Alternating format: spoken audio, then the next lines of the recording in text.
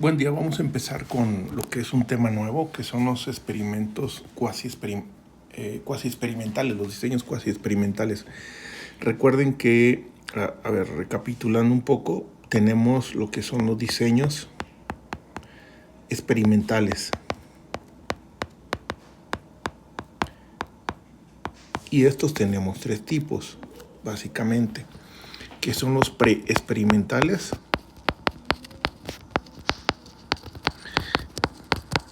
tenemos los casi experimentales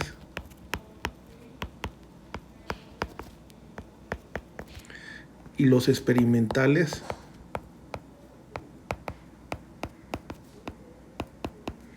verdaderos verdaderos, le vamos a llamar. Verdaderos. Ya vimos los preexperimentales. En los preexperimentales vimos donde teníamos un grupo, básicamente un grupo. Hacíamos algún tipo de intervención y posteriormente hacíamos una observación. O también teníamos el caso en donde un grupo hacíamos una observación, una intervención y veíamos cómo afectó esa intervención. En ese caso, en los programas usábamos lo que era la TED Student para muestras pareadas. Entonces utilizábamos ya sea en este tipo. Entonces, antes de iniciar teníamos que demostrar que el comportamiento del grupo será normal. La toma del grupo era no se elegía de forma aleatoria, sino ya eran grupos naturales ya formados. Y es una de las características. Lo que vamos a ver ahora va a ser los cuasi experimentales, en donde aquí analizamos dos grupos independientes, es decir, vamos a tener el grupo 1, vamos a tener el grupo 2, en donde ambos tienen que tener, si nosotros tomáramos su distribución, tendría para tener los mejores resultados que estas prácticamente se empalmaran, que fueran iguales, es decir, que la media o la mediana, dependiendo si es paramétrica o no paramétrica, del grupo 1 sea igual al del grupo 2, estadísticamente hablando. Pero adicionalmente la desviación estándar, este sería algo lo nuevo. Con esto, si estos dos parámetros estadísticos del grupo entre dos grupos son iguales, hablando de dos grupos diferentes, o sea, si estamos hablando de, no sé, estamos trabajando con ratas, sería un grupo de ratas y otro grupo de ratas. Si son máquinas, un grupo de máquinas y otro grupo de máquinas. Si son grillos, un grupo de grillos y otro grupo de grillos, que son independientes, son diferentes. Entonces tendríamos que partir del hecho de que hacemos una observación a ambos y tienen que ser iguales. Una vez que ya determinemos que los dos grupos son iguales, entonces a partir de ahí ya podemos hacer la intervención. Uno de ellos tenemos que definir cuál de los dos tendría que ser el de control y el otro tendría que ser el experimental. El experimental es el que le vamos a hacer la intervención. Entonces, a ese le vamos a hacer la intervención. Esta observación que hacemos nosotros aquí, la observación, tiene el propósito de garantizar de que estos dos son iguales, que es lo ideal, ¿va? En la realidad es difícil que sean iguales, entonces muchas veces hay que ajustar los grupos. ¿Cuál es la diferencia entre los cuasi experimentales y los experimentales verdaderos? Tiene casi las características de los experimentales verdaderos. Es que el cuasi experimental, los grupos se eligen tal cual como están, de forma natural, mientras que en los experimentales verdaderos los elegimos al azar. Esa es la gran diferencia. Entonces, si este mismo experimento que haríamos, si nosotros determinamos el grupo de forma aleatoria, ya pasaría a ser uno verdadero, porque todo lo demás se cumple. Las características son básicamente las mismas que los experimentales verdaderos. Bueno, entonces en vamos a hacer la intervención al que determinemos que va a ser el experimental. Entonces hacemos la intervención, mientras que al otro pudiera haber o no haber intervención. La intervención podría ser la forma tradicional como se hacen las cosas. Por ejemplo, si alguien va a analizar la alimentación en grillos, por dar un ejemplo, ¿no? Entonces tendría un grupo de grillos 1 y el grupo de grillos 2. Podrían ser, no sé, 40, 50 grillos de cada grupo o mucho más. Entonces, a uno tengo primero que garantizar que los dos grupos sean iguales para que tenga realmente la intervención pueda medirla a partir del mismo parámetro, los dos. Entonces, la intervención podría ser a lo mejor el modificar la alimentación que le vamos a dar, mientras que el otro pues podría ser la intervención, la alimentación normal, como comúnmente se le da, ¿no? Que implicará que cuando yo haga la observación 2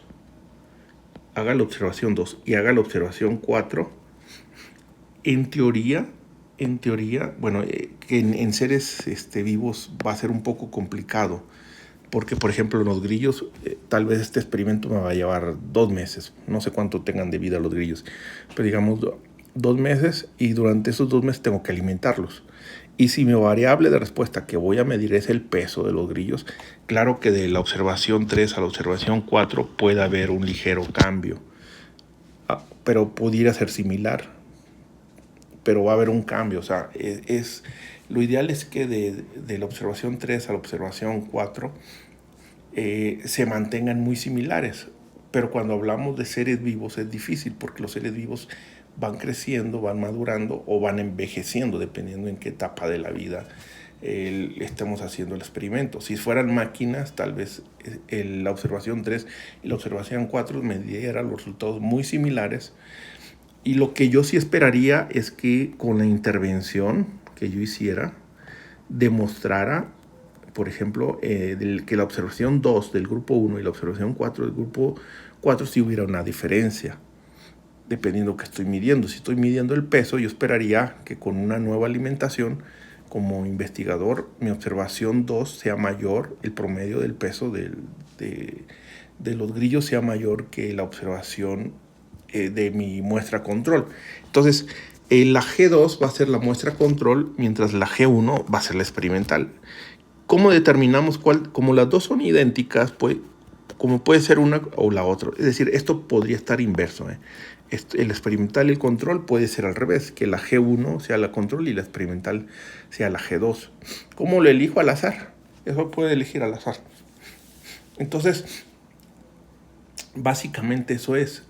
Y cuando hablamos de G1 y G2, estamos hablando de un análisis de muestras independientes. Por ejemplo, cuando yo comparo la observación 1 con la observación 3, estamos hablando de análisis de muestras independientes, es decir, que no tienen nada que ver. Pero cuando yo analizo la observación 1 y la observación 2, estamos hablando del mismo grupo. Entonces ya estamos hablando del análisis preexperimental. O cuando yo hago el análisis de 3 a 4, estamos hablando del análisis preexperimental, es del mismo grupo, lo que ya vimos anteriormente. Cabe resaltar que este tipo de experimentos es los más comunes que se hacen en el laboratorio. Son los que más vamos a encontrar, por ejemplo, en los artículos, los cuasi experimentales. Por lo tanto, son muy importantes entenderlos. Claro, los verdaderos son más complejos, pero son menos utilizados. Realmente los que más se utilizan en el laboratorio, probablemente la mayoría de ustedes, si no es que todos, van a usar principalmente los cuasi experimentales, no tanto los experimentales verdaderos. Entonces, igual tal vez no dudo que alguien use los preexperimentales, que también son válidos. Entonces, lo que vamos a ver, voy a introducir primero un poco la teoría de los cuasi experimentales, porque aquí entonces vamos a agregar algunos análisis adicionales que no habíamos visto. Por ejemplo, en el caso de, con las pruebas de hipótesis vamos a ver si son iguales. Esa ya la hemos estado haciendo con la TED-Student o con las no paramétricas, ¿no? Que vamos a introducir nuevas. O pero vamos a introducir algo nuevo, que es verificar que las desviaciones estándar sean iguales o diferentes. Entonces, este va a ser uno. Este le llaman las pruebas de, adicionalmente a la prueba de homogeneidad. Estas son pruebas de homogeneidad, porque ya habíamos hecho pruebas de normalidad. Entonces, las pruebas de homogeneidad se refieren a pruebas de hipótesis para verificar si las distribuciones estándar son iguales en dos grupos independientes. Entonces va a ser lo nuevo que vamos a estar viendo el día de hoy. Bueno, voy a abrir el PowerPoint donde ya tengo preparada la presentación. Lo que van a ver es un poquito de lo que les hablé, ¿no? Entonces aquí lo que es en el PowerPoint vamos a ver diseños con preprueba y posprueba y grupos intactos, ¿no? Vamos a ver el diseño de preprueba y posprueba con grupos intactos, que es los cuasi experimentales. Es un tipo de diseño cuasi experimental que se utiliza cuando no es posible asignar aleatoriamente a los participantes experimentales, es decir, al grupo 1 y al grupo 2. Estos no se eligen aleatoriamente, sino ya están. Por ejemplo, en el área de educación, si nosotros quisiéramos ver la efectividad de una metodología de enseñanza a nivel secundaria, pues tendríamos que tomar una secundaria. Y entonces tendríamos que tomar, no sé, primero, segundo o tercer grado de secundaria, aplicarle la nueva metodología de enseñanza, pero tendríamos que elegir los grupos que ya están. Nosotros no podemos llegar y decirle a la escuela cómo formar los grupos, porque eso sería de forma aleatoria. Tendríamos que hacerlo. Ese tiene su desventaja y ventaja, porque eso, aunque vienen alumnos que ingresan si es una prepa, bueno, si es una secundaria, es alumnos que vienen de primaria. Esperaríamos que fueran uniformes, pero muchas veces no pasa así. Sin embargo, también es lo más real que podemos encontrar, porque nosotros no estamos creando los grupos ya están de forma natural, ya se están dando de forma natural. Entonces aquí, por eso es cuasi experimental, porque a diferencia de los experimentales completos o verdaderos, estos grupos ya están formados, no se eligen de forma aleatoria. Entonces, en este experimento se comparan dos grupos, después se pueden comparar más grupos, pero ya entraríamos ya ahora sí a los experimentales verdaderos. Pero ahorita estamos analizando dos grupos. Acuérdense, los preexperimentales analizamos un grupo, los cuasi experimentales analizamos dos grupos, y ya los experimentales verdaderos analizamos dos o más grupos, pero con la elección de esos grupos deben ser de forma aleatoria. Ahorita estamos los cuasi experimentales. Y entonces, en este diseño se comparan dos grupos preexistentes, es decir, intactos. Nosotros no tuvimos nada que ver en la formación de ellos. Y se comparan antes y después de una intervención para evaluar el efecto de la intervención en los resultados. Entonces, ¿qué es lo que vamos a observar? La variable de respuesta. Eso es lo que nosotros vamos a observar. Tanto antes, estos dos son las variables de respuesta. Estos dos es la variable de respuesta. Y la intervención es modificar o alterar lo que es los factores. Algún factor de nuestro experimento, para ver cuál es el efecto que se tiene, la causa y el efecto que se tiene en nuestro experimento. Entonces, un diseño cuasi experimental es un tipo de diseño de investigación que se utiliza para estudiar la relación de causa y efecto entre variables, pero sin la ahí está, rugosidad, no, está mal escrito, rigurosidad de un experimento completamente controlado. Son como experimentos aleatorios en todos los aspectos, excepto que no se puede suponer que los diferentes grupos de tratamiento sean inicialmente iguales en los límites de errores de muestreo. Es decir, todo es aleatorio excepto los grupos. Esos ya están formados de manera natural. Entonces, esa es la diferencia. Por eso le conoce cuasi experimental, ¿no? Algunas características que tienen los diseños cuasi experimentales, Por ejemplo, la principal es la ausencia de asignación aleatoria en los grupos. Entonces los grupos no se asignan aleatoriamente, ya existen, ya los tomamos de forma natural, ya formados, ¿no? Entonces tenemos la presencia de un grupo de comparación, es decir, aquí ya empezamos a incluir lo que es el grupo de control para ver antes y después de cómo se comporta. Y va a ser un grupo donde no se va a hacer una intervención directa del experimento. A lo mejor una intervención de forma tradicional, ¿no? Pero no, por ejemplo, si tenemos dos tipos de medicamentos, bueno, un medicamento no. Un nuevo medicamento podemos aplicarle a uno de los grupos el tratamiento tradicional, como se hace, y al otro grupo experimental le podríamos aplicar el nuevo medicamento, y así podríamos ver qué tan efectivo, si es más efectivo o menos efectivo contra el método tradicional, o simplemente no aplicarle ningún tratamiento al de control. Podría ser, o no le aplicamos tratamiento al de control, o si le aplicamos un tratamiento tendría que ser el tradicional, el que normalmente se utiliza. Entonces ese es, y aquí ya aparece lo que es el grupo de control.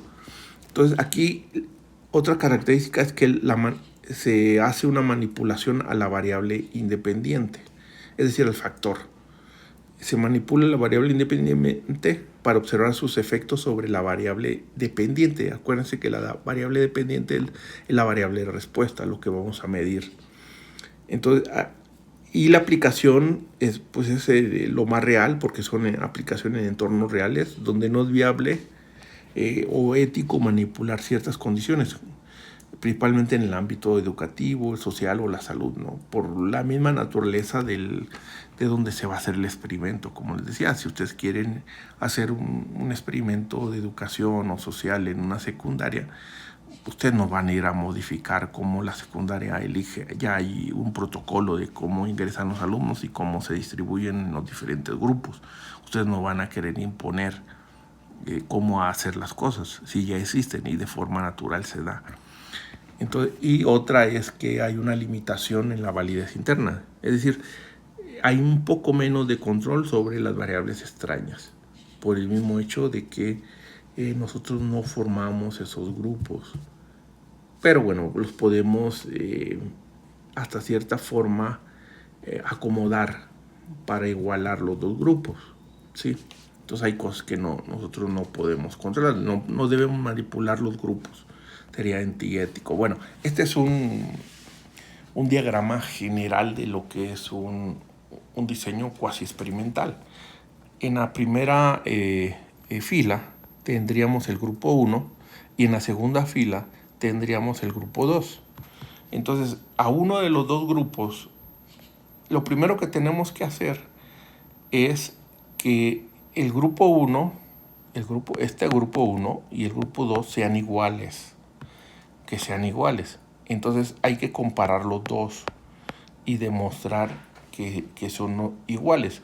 Antes de hacer la comparación, hay que hacer un análisis de normalidad. Si resulta que son como se hacen, la normalidad, ¿no? Por las pruebas de normalidad que ya hemos visto en los preexperimentales. Si demostramos que son iguales los dos, tenemos que hacer de normalidad. Entonces ya podemos proceder, ese sería el pretest. Podemos proceder a hacer el experimento. Hacemos el tratamiento. Uno sería, el experimental sería con tratamiento, lo nuevo, la nueva técnica, o lo nuevo que queremos experimentar y demostrar que es mejor. Y el otro tendría que ser sin tratamiento o con tratamiento tradicional, dependiendo de qué se trate.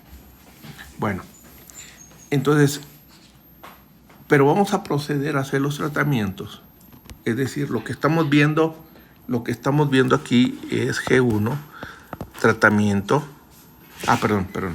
Es G1, hacemos la observación, al grupo 2 hacemos la observación, hacemos la intervención, hacemos una observación, y acá puede o no haber intervención y hacemos la observación.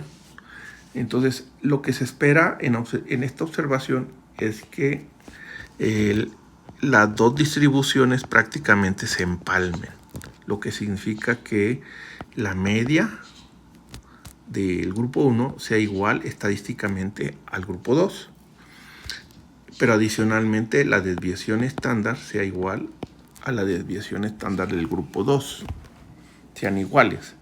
¿Para qué? Para que tenga sentido nuestro tratamiento y para que verdaderamente el grupo 2 sea una muestra de control.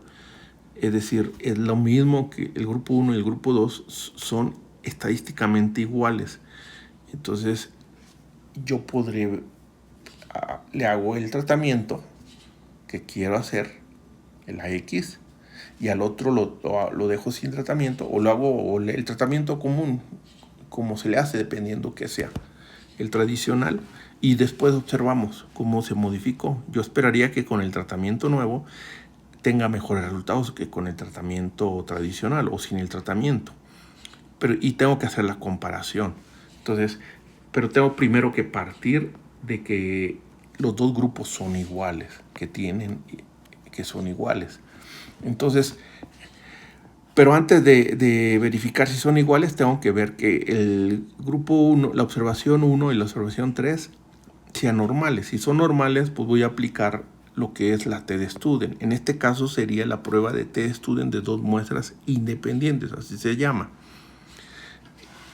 Que a final de cuentas es una t-student común y corriente, solo que aquí le vamos a agregar más cosas que el programa lo carga. Por ejemplo, va a hacer el análisis de homogeneidad, que va a verificar si la desviación estándar son iguales o no. Entonces, si la desviación estándar y la media son iguales, podemos proceder a lo que es el siguiente paso, que es el tratamiento y sin tratamiento. Y posteriormente volver a analizar las observaciones. Entonces, de forma longitudinal, es decir, viéndolo de esta forma sería la longitudinal y esta forma sería la transversal.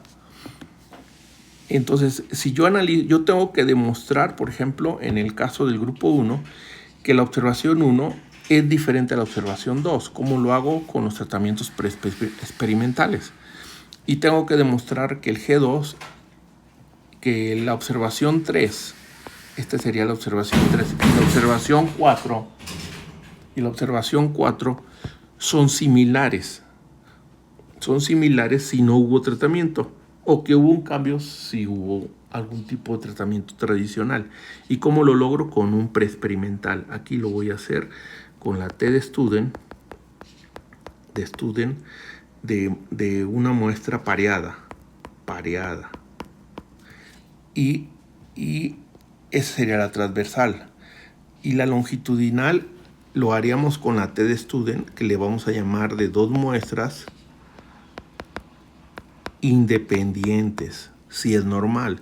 Si no es normal, vamos a utilizar la prueba U de Mann-Whitney. La U de Mann-Whitney, si no es normal. Entonces, tengo que hacer esos análisis. Entonces, en primer lugar, tengo que analizar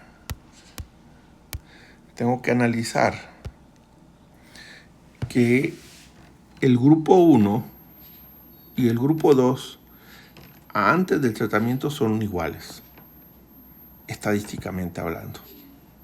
Y luego tengo que verificar que en el grupo 1 hubo un cambio del pretest al posttest con el tratamiento. Y en el grupo control, que le voy a llamar G2, o puede ser al revés, que no hubo cambio, que son muy similares, la observación 3 y la observación 4. Ahí haríamos una prueba preexperimental. También tengo que analizar si la observación 3 y la observación 4 tienen un comportamiento normal. Las dos, si alguna o las dos no tienen un comportamiento normal, entonces tendría que usar un método no paramétrico, una prueba de hipótesis no paramétrico para pruebas pareadas. para muestra pareada, porque es la misma muestra. Entonces, la observación 3 y la observación 4 es la observación sobre el mismo grupo. La observación 1 y la observación 2 es sobre el mismo grupo, el grupo 1, la otra es sobre el grupo 2. Entonces, este es el estudio completo de pruebas preexperimentales. En algunos casos, cuando yo estoy bien seguro de que mis grupos 1 y 2 son iguales, parto de los mismos, entonces en algunos casos puedo hacer solamente el post-test directamente sin haber hecho un pretest. Entonces agarro mis grupos, les hago el tratamiento sin haber hecho un pretest. Hago uno con tratamiento y uno sin el tratamiento, y observo, hago el post-test y hago el análisis post-test nada más. Entonces, pero eso es cuando estamos seguros que mi muestra del grupo 1 y mi muestra del grupo 2 son iguales. Es igual, o por alguna situación no puedo verificarlo, o por cuestiones, o si yo sé que mi proceso está tan automatizado que prácticamente las mismas características del grupo 1 como del grupo 2 son iguales, ¿no? Que se podría dar mucho en la industria, por ejemplo, cuando está robotizado, tal vez en cuestiones, estudios de cuando tengo unidades vivas, pues eso no podría ser, es difícil. Pero cuando tengo ya máquinas o materiales en donde mi grupo 1 y mi grupo 2 salió de una barra de acero y de ahí mismo corté, entonces eso puede garantizar, y viene de un proceso metalúrgico, puede garantizar que son iguales. Pero si el grupo 1 viene de un grupo de animales y otro grupo de animales, pues ahí está un poquito difícil. O cuando hablamos de análisis sociales o de educación o de cuestiones de seres vivos, está difícil. Pero cuando vienen de procesos industriales, a lo mejor puedo ser obvio la parte del pretest. Esa sería de la parte de pretest. Bueno, entonces este básicamente es el diagrama general. Lo vamos a estar repasando. Si no queda claro, como quiera lo vamos a estar repasando en los ejemplos. Vamos a hacer un ejemplo sobre y vamos a estar regresando a esta presentación en particular, ¿no? Bueno, vamos a continuar. Déjenme continuar. Déjenme... me voy a regresar. No sé cómo cerrarlo.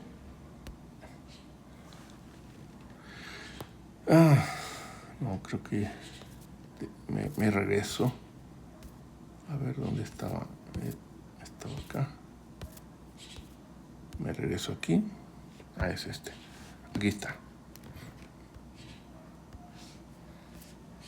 Todavía no lo entiendo muy bien.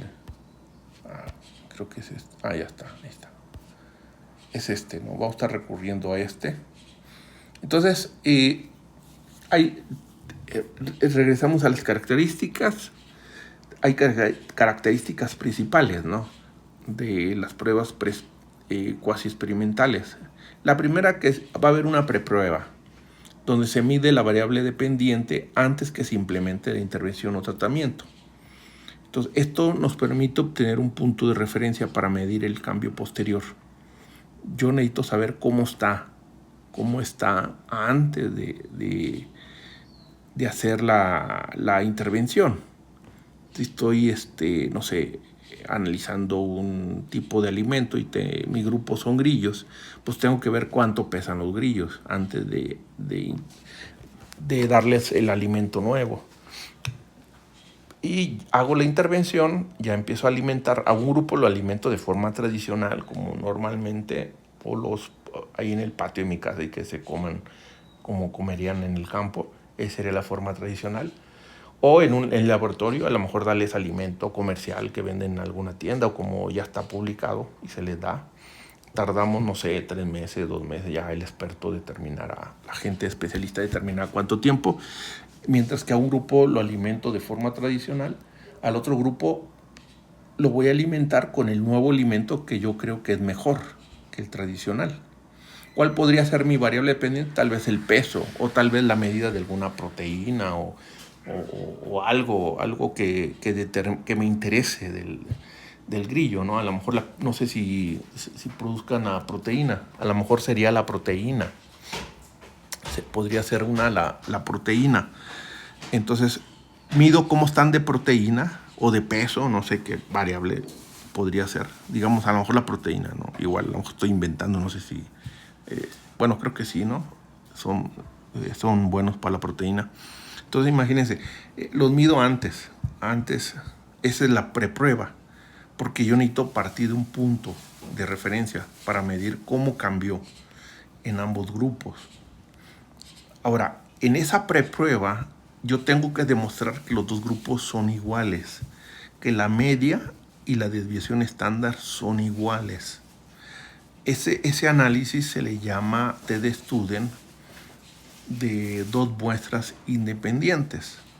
Y ese me va a arrojar automáticamente, el algoritmo me va a sacar el análisis, bueno, de normalidad, me lo va a sacar en todos, y el análisis de homogeneidad.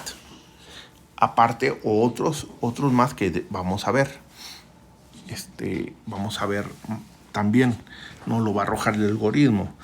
Internamente él va a hacer como quiera su comparación de que la diferencia entre las medias sea 0 y las diferencias de las desviaciones estándar sea 0. Esas serían las hipótesis nulas, y él internamente lo va a hacer y a través de la prueba de t-Student.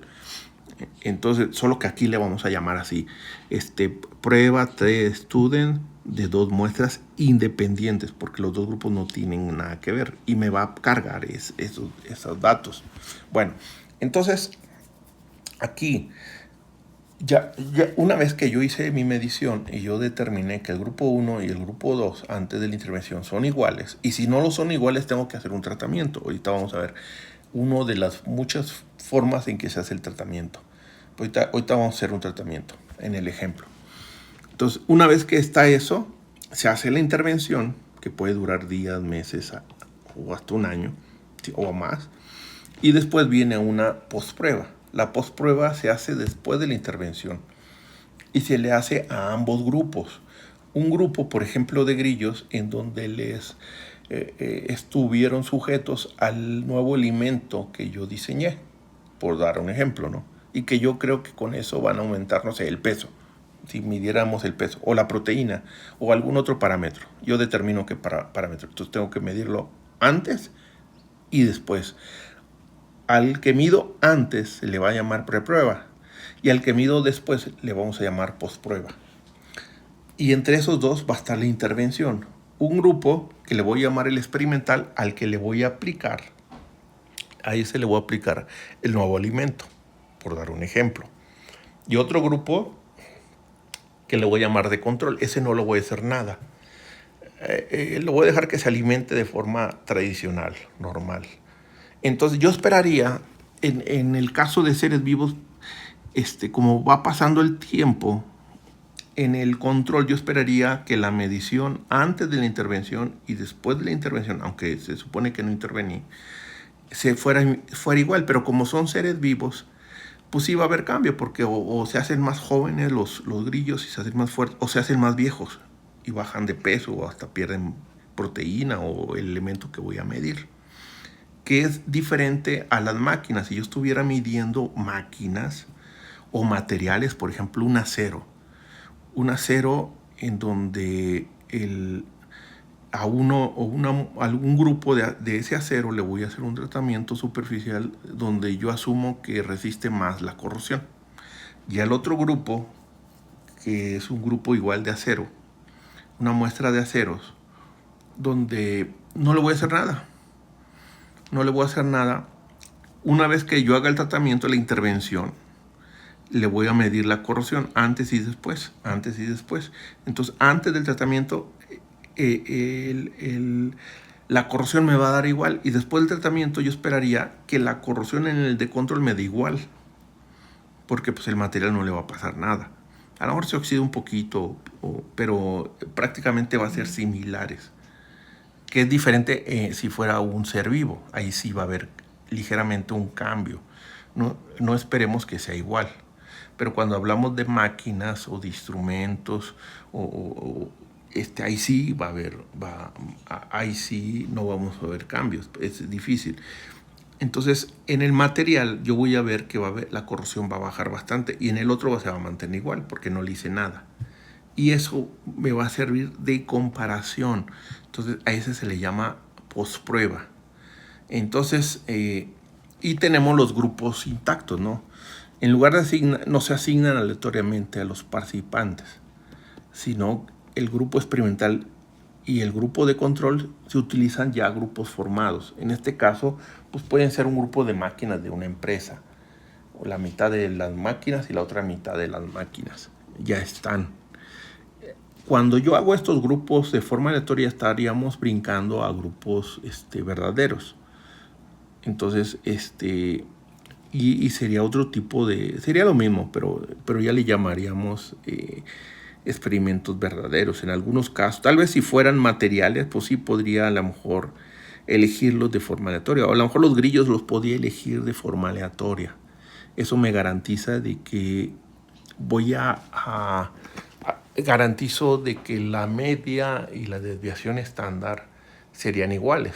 Por ejemplo, tengo 1000 grillos y agarro 50 al azar y los otros 50, y con los 50 que agarré formo un grupo y con los otros 50 otro grupo. Es exactamente lo que vamos a ver, solo que ahí ya no hablaríamos de un experimento cuasi experimental, sino un experimento verdadero. ¿Qué se podría dar? Son grillos, no salen caros, pero si son vacas, pues ahí está canijo, ahí sí, porque a lo mejor voy a estar limitado de dinero y hacer la elección aleatoria va a estar medio complicado. O si son turnos de una empresa, entonces el turno de la mañana y el turno de la tarde podrían ser los grupos. Y nada más verificar que tengan el mismo comportamiento, la producción, por ejemplo, si voy a medir la producción, ¿no? O el estrés o alguna situación que sea igual. Bueno, entonces en los grupos intactos, en lugar de asignar aleatoriamente a los participantes a un grupo experimental y un grupo de control, se utilizan grupos ya formados, como clases escolares, comunidades o equipos de trabajo, que no pueden ser modificados. Entonces, y principalmente en los estudios sociales o de ciencias naturales o vida animal, a lo mejor tengo que tomar ya grupos formados, ¿no? Entonces no es complicado formarlos de forma aleatoria, por eso se les llama cuasi experimentales. Y estos son los más comunes en los laboratorios que hacemos. Los verdaderos son más complejos, más exactos. Sin embargo, estos son los que más se utilizan. Probablemente muchos de ustedes lo van a usar, o la mayoría lo va a estar utilizando. Entonces, ¿para qué sirve esto? Porque si van a usar un diseño cuasi experimental en su trabajo de tesis, tienen que estar conscientes que si va a ser dos grupos, tienen que tener el grupo que van a analizar y el grupo control, y tienen que garantizar que los dos grupos estadísticamente son iguales. Sí, que los dos son iguales. Sí, eso no lo pueden hacer después del experimento, eso tienen que determinarlo antes del experimento. De ahí el conocimiento de lo que es diseño experimentales. Bueno, entonces, como todo, no importa si es pre-test o post-test, si es el grupo 1 o el grupo 2, tenemos que hacer de entrada las pruebas de normalidad. ¿Sí? Las pruebas de normalidad, si es Shapiro-Wilk, se dice que es menos de 50 y dice menos de 30, pero es menos de 50, y Kolmogorov-Smirnov arriba de 50. Sin embargo, fíjense, a mí me entró la duda por qué Hamovi usaba Shapiro-Wilk y no usaba Kolmogorov. Y estuve checando ahí en internet y encontré ahí un doctor peruano, no me acuerdo su nombre, de Perú, por allá era, y él estaba, de hecho, estaba explicando cómo se usaba el Hamovi y explicaba esto de las pruebas de normalidad. Y él decía, y me suena que muchos artículos, muchos autores dicen que Shapiro-Wilk da buenos resultados, inclusive arriba de 50, que prácticamente es como la TED-Student. La TED-Student se utiliza la Z, la prueba Z se utiliza de 30 para arriba. 30 para abajo ya no es confiable. Para eso se usa la TED-Student. Sin embargo, de 30 hacia arriba ya prácticamente se comporta como la Z. Por tanto, la TED-Student se puede usar tanto para menos de 30 como más de 30 en lugar de la Z. Por eso Jamovi utiliza directamente la TED-Student, no utiliza la Z. Y en el Shapiro-Wilk el doctor decía lo mismo, que Shapiro-Wilk arriba de 50, él decía arriba de 50, ya Shapiro-Wilk se puede usar abajo de 50 y Kolmogorov arriba de 50. Pero que ya algunos autores de algunos artículos afirman que ellos han hecho ahí análisis, ¿no? Gente que se dedica ya a estas cosas. Nosotros no nos dedicamos a esto, nosotros lo usamos como una herramienta, pero hay gente especialista que se dedica a esto y analiza esto, los algoritmos, y analiza las ecuaciones. Afirman que Shapiro-Wilk se asemeja bastante a Kolmogorov cuando tenemos muestras arriba de 50. Por lo tanto, arriba de 50 da lo mismo si usamos Shapiro-Wilk o Kolmogorov. Entonces de ahí lo tomó Jamovi y ellos por eso ya no utilizan Kolmogorov, utilizan directamente Shapiro-Wilk, así sea más de 50 o menos de 50. Entonces podemos utilizar directamente Shapiro-Wilk sin ningún problema. Entonces a las pruebas hay que hacerles pruebas de normalidad. A los grupos, a las 4 observaciones que vamos a tener en los cuasi experimentales hay que hacerles pruebas de normalidad. Eso es de entrada. ¿Por qué? Porque si cuando hagamos las pruebas analicemos y veamos si los resultados son iguales o diferentes, de que sean normales o no va a depender si vamos a utilizar pruebas paramétricas o no paramétricas. Si vamos a usar pruebas paramétricas, dependiendo si es longitudinal, pues utilizaríamos la TED-Student pareada, y si es transversal, estaría donde estamos analizando las observaciones del mismo grupo, por ejemplo, estaríamos utilizando la TED-Student pareada. Y si estamos de los dos grupos diferentes, de los grupos G1 y G2, estaremos utilizando la prueba de hipótesis de la TED-Student de 2 muestras independientes. Entonces, si fueran, si cumpliera la prueba de normalidad, para eso hay que aplicarle Shapiro-Wilk. En el caso de que no sea así, y aquí están lo mismo, ¿no? El software vamos a hacer esto ya lo hemos visto, los pasos de normalidad. Si nosotros demostramos que las observaciones, las mediciones, tienen un comportamiento normal, cumple con el supuesto de normalidad, entonces vamos a utilizar de forma transversal 2 muestras independientes, la prueba TED-Student para 2 muestras independientes. Pero si no cumple la normalidad, vamos a estar usando la prueba de U de Matt-Whitney para pruebas de 2 muestras independientes. ¿Sí? Para las pruebas, para muestras pareadas, vamos a utilizar como lo hicimos en los preexperimentales. De hecho, el software nos va a arrojar las opciones, cuál de todas ellas vamos a estar utilizando. Entonces, y vamos a estar haciendo las dos. De hecho, tenemos que hacerlas de forma transversal y de forma longitudinal nuestros estudios, ¿no? Entonces vamos a ver este caso en particular es el ejemplo. Lo voy a dejar, a ver cuánto tiempo llevo, ni sé. Bueno, lo voy a plantear. Vamos a ver vamos a ver si son los dos grupos, el punto de partida son iguales, porque tenemos que partir del mismo resultado. Ahorita lo vamos a ver.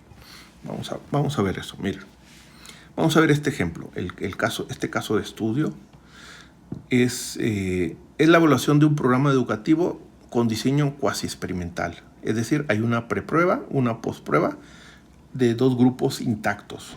Es decir, dos grupos que ya existían, no se eligieron al azar.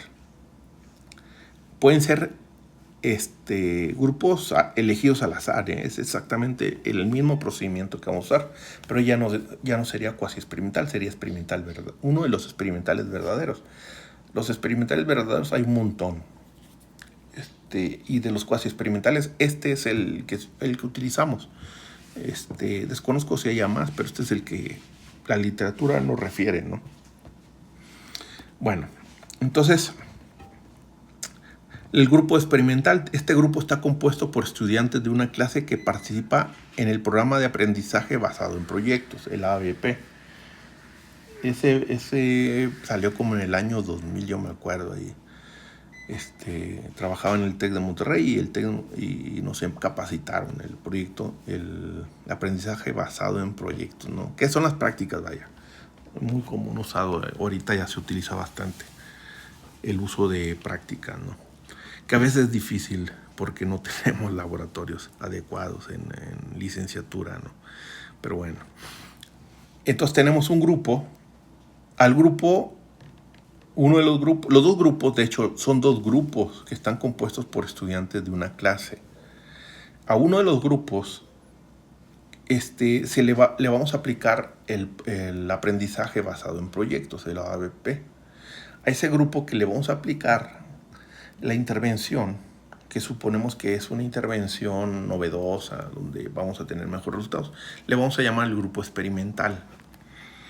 Y luego vamos a tener otro grupo también compuesto por estudiantes, pero este grupo seguirá el método tradicional de enseñanza. No sé, tal vez para física, para matemáticas, podemos definir para la misma materia. Entonces, ¿qué pasa? Vamos a suponer que si lo aplicamos en secundaria, ¿cómo es en secundaria? Aquí, al menos aquí en México, usted entra a secundaria, bueno, se dice que los mejorcitos se van al turno matutino y los peorcitos, así era en mi tiempo, yo no sé ahorita, a lo mejor ya no es lo mismo. Por eso las cuestiones de los derechos humanos y eso. Pero en aquel tiempo resulta que los mejorcitos iban en la mañana y los peorcitos iban en la tarde, ¿no? Por no decir los burritos. Pero bueno, ahorita no sé cómo sea el método. Entonces, y luego se formaban grupos. En algunos casos por el mes de nacimiento, y se formaba, recuerdo, el A, B, C, D, F, G, J, H, I, hasta donde topara. Entonces se formaban en secundaria. Y pues en cada grupo más o menos uno esperaría que los grupos fueran homogéneos, ¿verdad? Pero sabemos que algunos grupos eran bien escandalosos, sobre todo bien aplicados. Entonces aquí hay que elegir cuál grupo va a ser. Tenemos que elegir dos grupos. De esos dos grupos tenemos que garantizar que sean iguales, porque hay que partir de la misma referencia. Si son iguales, ya la hicimos. Si no son iguales, hay que hacer ahí una nivelación. Ahorita lo vamos a ver. Entonces, para eso hay que hacer la prueba de TED-Student de dos muestras independientes para ver si son iguales. Si no son iguales, hay que nivelarlos y volver a aplicar la prueba para verlo. Entonces, una vez que ya demostremos que son iguales, vamos a asignarle a uno la nueva metodología de enseñanza y al otro el método tradicional. Al que le apliquemos el nuevo programa de aprendizaje basado en proyectos, que es el que me interesa medir, le vamos a llamar el grupo experimental. Y al otro que se le aplicó no ese método o el método tradicional, le vamos a llamar el grupo de control. Entonces, al inicio puede ser anual, la medición podría ser anual. Entonces, imagínense, vamos a llevar un año al menos este experimento, si no, ¿qué más? Entonces voy a hacerles una evaluación antes de iniciar el curso Y terminando el curso les voy a hacer otra evaluación, el mismo examen. Entonces yo espero que haya un progreso antes y después. Y va a haber un progreso tanto en el tradicional como en el de proyectos. Yo esperaría que el de proyectos fuera mejor. Y claro, tendría que ser en algo afín. A lo mejor si lo aplico en otra materia no va a funcionar o empeoraría. Entonces, pero digamos en física, lo aplico en física, agarro un grupo donde le va a dar la materia física, hay otro grupo donde se le va a dar la materia física. Esperaría que fuera el mismo profesor, en donde el profesor en un grupo aplique la nueva metodología de proyectos y el otro la metodología tradicional, como normalmente la enseña. Calificamos antes de iniciar el primer día de clase, se aplica la metodología de forma paralela, termina el año, se le aplica el examen y se evalúan y vemos cuál mejoró el promedio. Claro que el de control, en este caso, va a haber un cambio y en el experimental va a haber un cambio. Tengo que demostrar que hubo el cambio y luego tengo que en el experimental y luego otro cambio en el de control. Tengo que experimentar que hay un cambio, es decir, tengo el experimental, le voy a llamar G1, y tengo el de control G2, puede ser al revés. Entonces hago la primera observación, este sería el grupo experimental, este sería el grupo de control, hago la observación, yo espero que estos sean iguales porque van a partir de del mismo nivel. Hago la intervención con el método de aprendizaje basado en proyectos y hago la intervención que sería la tradicional. En este caso hay una intervención tradicional, puede que no haya. Y luego aplico el examen a los dos grupos y vuelvo a analizar. ¿Sí? Entonces yo esperaría, por ejemplo, que de 1 a 2, de aquí hubo un cambio, que tendría que ser una TD Student de muestras pareadas. Y de aquí yo esperaría un cambio. En este caso, como es tradicional, pues sí tiene que haber una mejora, va a haber un cambio. Si no le aplico, pues no va a haber cambio. Entonces yo esperaría que fuera muy similar. Entonces todo depende. Es diferente en máquinas que en cuestiones vivas. Y luego hago un análisis, ese sería el análisis longitudinal, que son la TD Student pareada, que es lo que vimos en los preexperimentales, porque estamos analizando el mismo grupo. Y acá también, TD Student pareada. ¿Sí? Esta es longitudinal. Y transversal, aquí yo tengo que analizar que 1 y 3 sean iguales. Y ahí voy a hacer una TD Student de 2 muestras independientes. Aquí lo voy a analizar. ¿Qué voy a analizar? Que la media sea igual, pero también la desviación estándar. ¿Sí? Una vez que yo analice eso, ahora voy a analizar la 2 y 3. Que espero que no sean iguales. Si son iguales, significa que da lo mismo si es aprendizaje basado en proyectos o el tradicional. Si la observación 4 y 2 es mejor que la 2, significa que el tradicional, para esa materia en particular, no necesariamente para otras, pero para esa, basado en proyectos, no es adecuado. Pero si la observación 2 es mejor que la observación 4, resulta que el aprendizaje basado en proyectos es mejor que el tradicional. Ahí estaría demostrando. ¿Cómo lo puedo observar una aproximación numérica a través de las medias o las medianas?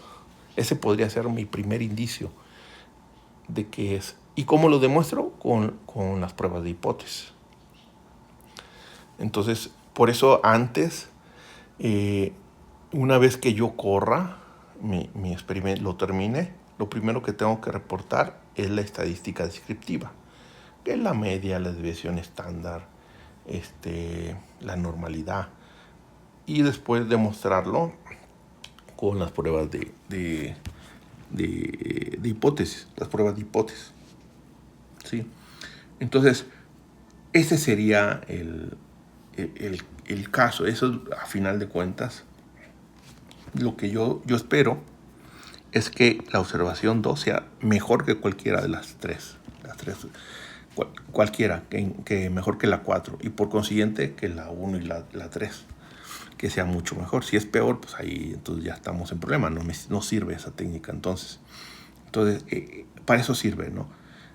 Pero no nada más para cuestiones sociales, sino en ingeniería se utiliza bastante esto. Y entonces en muchas tesis es de las principales evaluaciones que nosotros hacemos. Los diseños cuasi experimentales, donde hay una preprueba, una postprueba con grupos intactos o grupos que fueron elegidos aleatoriamente. También podría ser en ese caso. Entonces, ¿cuál es el procedimiento para hacer esto? Primero, la selección de los participantes. Entonces, son grupos intactos. Se seleccionan 2 clases de ciencias, por ejemplo, en este caso en particular. El investigador lo que hizo, eligió 2 grupos de ciencias de 10º grado, que ya existen, por ejemplo, 2 secciones diferentes de la misma materia. El grupo experimental recibirá el programa ABP y el grupo control continuará con el método tradicional, ¿no? Van a una secundaria, eligen el grupo F y el B. Al F le aplican el ABP y el F y el B el tradicional, y se acabó, ¿no?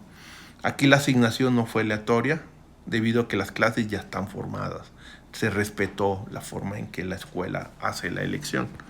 No se realiza una asignación aleatoria de los estudiantes. Esto se da mucho en estudios de educación sociales. Tal vez en ingeniería sí podríamos elegirlos de forma aleatoria. Ahí sí podríamos, es un plus, sí podríamos manipular de forma aleatoria. Entonces, yo sí podríamos, ¿no? Si vas a, no sé, estudiar ratas, pues compre la rata al mismo proveedor y de la misma mamá, o grillos, los vas y los cosechas, los cazas ahí en el mismo patio, en el mismo campo, ¿no? No sé, en Silao, en un rancho, el mismo lugar. No va a estar unos agarrándoles a Salamanca y otros de Irapuato y otros de Guanajuato. No, los agarras del mismo lugar, con eso estás garantizando. Y de ahí separas una parte y otra parte. Entonces, se puede, eso se puede. Y hay que documentar todo eso. Eso se documenta en el documento, ¿no? Vaya la redundancia. Entonces tenemos ahí la selección de los participantes. Son grupos intactos, la asignación es no aleatoria. Posteriormente tenemos una preprueba. Entonces, antes de la intervención, en la evaluación inicial, se administra una prueba diagnóstica a ambos grupos para medir el nivel de conocimiento previo de los estudiantes en ciencias. Entonces, esta prueba será igual para ambos grupos e incluirá preguntas que cubren los temas a tratar durante el semestre, ¿sí? Entonces, para ver cómo están y garantizar que sean iguales. Si no son iguales, hay que hacer un ajuste. Hay que nivelarlos. Ahorita vemos cómo se nivelan. Entonces, el objetivo de la preprueba permite establecer una línea base para medir el rendimiento académico. Por ejemplo, antes sacaron 6 y después, a lo mejor en el tradicional sacaron 8, pero en el ABP sacaron 9. Entonces, numéricamente, pues el ABP funcionó, pero no es suficiente. Hay que demostrarlo con alguna prueba de hipótesis. Bueno, pero de eso se trata la preprueba. Entonces, la preprueba nos permite, primero, garantizar que los 2 grupos son iguales, pero también establecer una línea base para medir el rendimiento académico de los estudiantes antes de la intervención, ¿no? En la intervención va a haber al grupo en donde se le aplique el nuevo programa de aprendizaje basado en proyectos, le vamos a llamar grupo experimental, en el que los estudiantes trabajarán en proyectos prácticos relacionados con los temas de ciencias. El enfoque en particular de este problema se basa en que los estudiantes investiguen, colaboren y apliquen el conocimiento en proyectos reales. Y al otro grupo, que es la forma tradicional, como lo dan el profesor, este grupo continuará con el método tradicional de enseñanza, centrado en clases magistrales, lecturas y tareas estructuradas sin el enfoque de proyectos, ¿sí? Entonces, pues tiene sus ventajas y desventajas, ¿no? Pero bueno, y una vez que está la intervención, en este caso podría durar un año, un semestre, no sé cómo esté dividido ahí los cursos, viene la postprueba. Entonces, al final del semestre, semestre al fin, se administra la misma prueba de evaluación a ambos grupos para medir el rendimiento académico después de la intervención. Entonces, el objetivo de esta postprueba es evaluar si ha habido un cambio en el rendimiento académico de los estudiantes como resultado de la intervención, ABP o tradicional. De hecho, en ambos yo creo que va a haber un cambio, solo aquí lo que esperamos es que el ABP sea mejor que el tradicional. O demostrar que es igual o demostrar que no es adecuado. Pueden ser los tres resultados. O demostramos que ABP es mejor que el tradicional, o que es igual que el tradicional, o que da peores resultados. Podrían ser, ¿no? Y luego ya viene la comparación pre y post.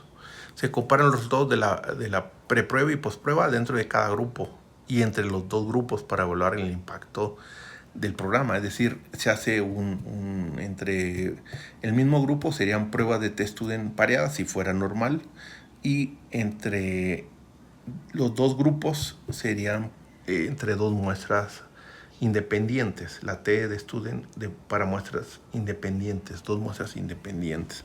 Ese sería el análisis de resultados y llevamos a la conclusión, ¿no? Bueno, lo primero es hacer lo que es la normalidad. Eso hay que analizar si tanto en el grupo 1 como en el grupo 2 en las observaciones son normales o no.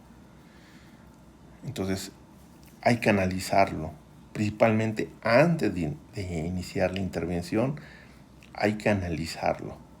Bueno, entonces hay que garantizar algo que son los grupos equivalentes. Entonces tenemos que, a partir de que los dos grupos son iguales, son equivalentes, estadísticamente hablando.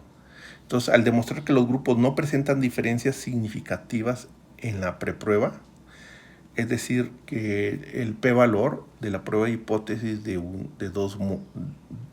la prueba de hipótesis de test student de dos muestras independientes sea mayor de 0.05, las comparaciones posteriores se enfocan en los efectos de la intervención. Es decir, si partimos que los dos grupos son iguales, entonces intervenimos tradicionalmente, intervenimos con ABP, esto nos va a dar una validación interna del estudio, de que partimos del mismo techo, por decirlo así. Entonces, en el diseño cuasi experimental, aunque no hay asignación aleatoria, al controlar las condiciones inicialmente, la preprueba se minimiza el sesgo relacionado con las características de los grupos intactos, porque los vamos a normalizar. No normalizar porque sería igualarlo a la distribución normal, más bien los vamos a nivelar, sería lo más. Vamos a nivelar los dos grupos que sean iguales, sin intervenir en ellos directamente. Ahorita vamos a ver cómo le hacemos. Entonces, el post-test medirá los cambios en ambos grupos y la diferencia de estos cambios reflejará el impacto del programa ABP frente al método tradicional. Veremos si mejoró en los dos va a mejorar, pero si en uno hubo mejores o peores resultados comparados entre los dos, ¿no?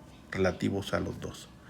Eso es lo que vamos a ver. Entonces, ¿qué pasa cuando no son equivalentes? Tenemos que demostrar que son equivalentes. Si no son equivalentes, entonces, al demostrar que los grupos no presentan diferencia significativa en la preprueba, es decir, cuando el p-valor es menor que 0.05, las comparaciones posteriores se enfocan en los efectos de la intervención. Esto aumenta la validez interna del estudio. Entonces, esto es cuando no presentan diferencias, pero cuando sí presentan, ahí vamos a tener un problema porque no estamos partiendo, le estamos dando una ventaja a uno de los dos grupos. Entonces, por ejemplo, si el grupo 1, ABP, sacó 7 y el otro grupo tradicional sacó 5, Entonces ya el resultado ya hay un sesgo. Ya hay un sesgo. Por eso es importante que las condiciones iniciales sean equivalentes. Si no lo son, hay que nivelar los grupos. Ahorita lo vemos.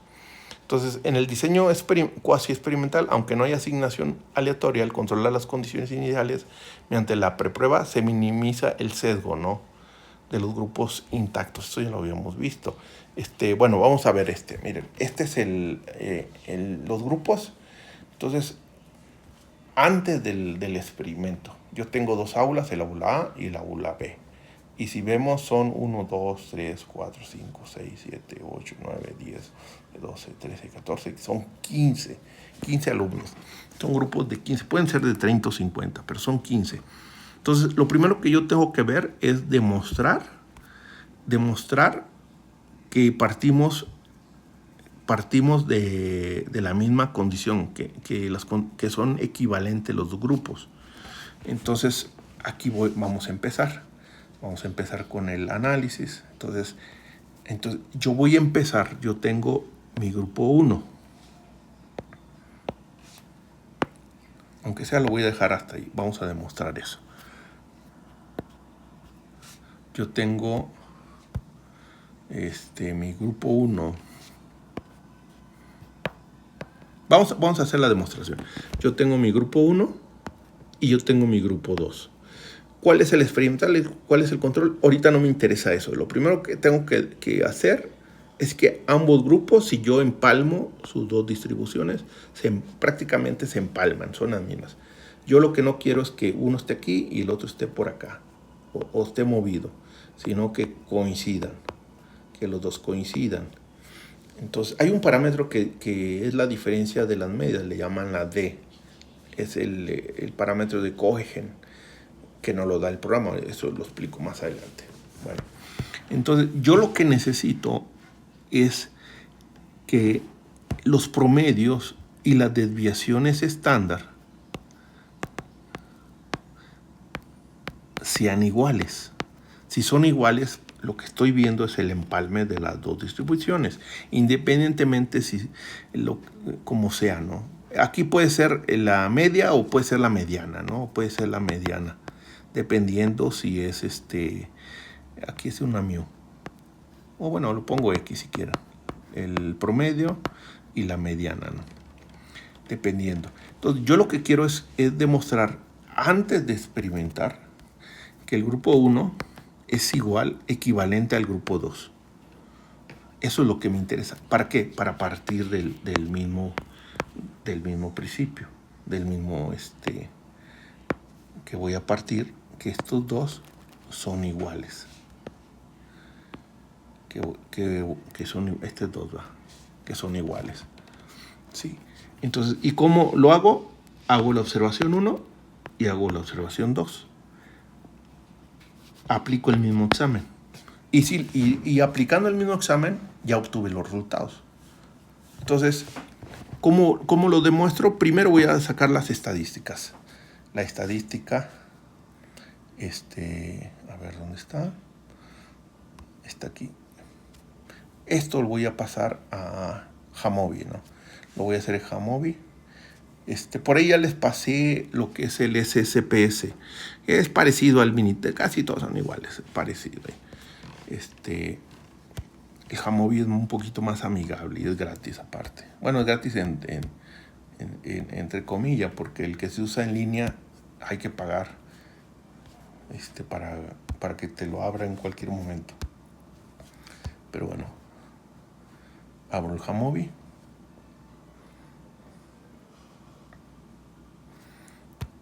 Y aquí me voy a meter.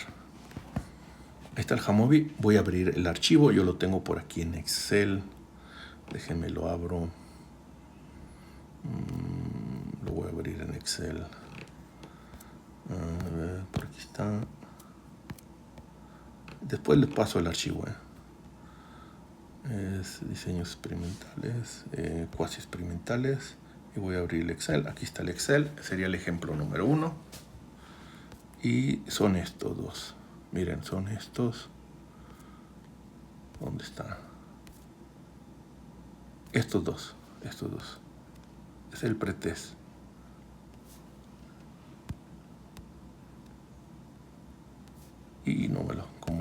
que me lo jalé. Es estos dos. A ver si me lo hace. Espérenme. Ya sé, es que lo tengo que abrir en Excel. Con razón. Por aquí está. Es el 1. Es este.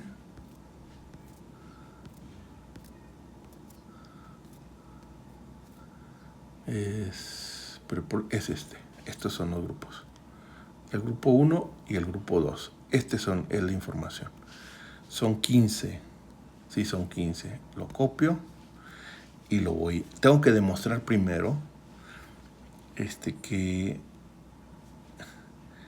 tiene un comportamiento. Que tiene un comportamiento no. Bueno,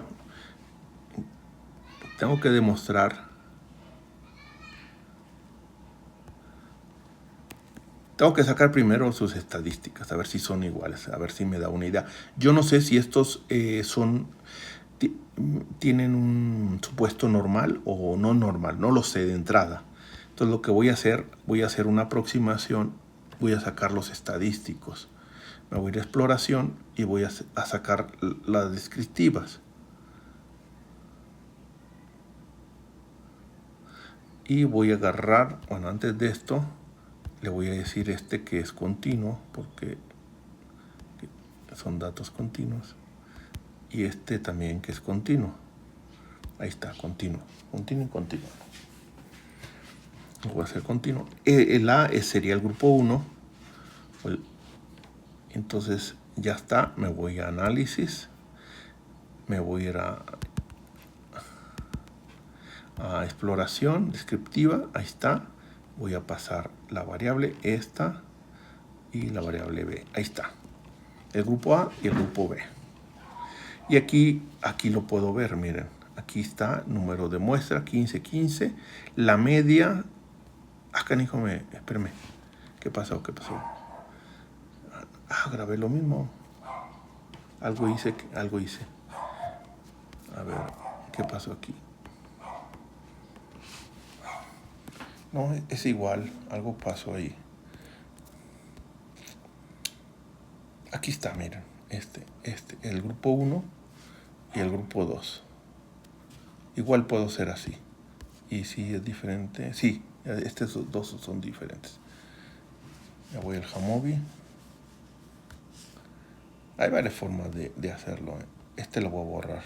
Eliminar variable. Ok, ahí está. Y lo voy a poner aquí. Y voy a pegar. No, pero son dos. Aquí le doy. Elijo aquí los dos, porque aquí lo voy a pegar. Le doy clic y lo pego. Y pego. Y aquí está. Miren, la que me interesa, el A, como es 1 y 2, puede ser nominal, total. Ahí nominal, no pasa nada. Puede ser igual. Ya sé que el 1 es el grupo 1 y el 2 es el grupo 2. Y también es continuo, porque son datos que puede agarrar hasta decimales. Ahí está. Sí. Entonces ahí está. El B es el que borré. Me voy a análisis. Me voy aquí.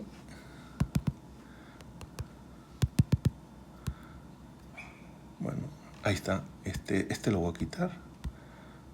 Lo voy a quitar. Aquí está. Es el C. Y separada por... puse todo junto en la primera columna y en la tercera columna, borré la segunda. En la primera columna, el grupo 1 es unos y el grupo 2 son 12. Entonces aquí le digo, separada por la columna A. Y él ya sabe, miren, aquí está 1 y 2, 1 y 2. La media para 1 es 59.33.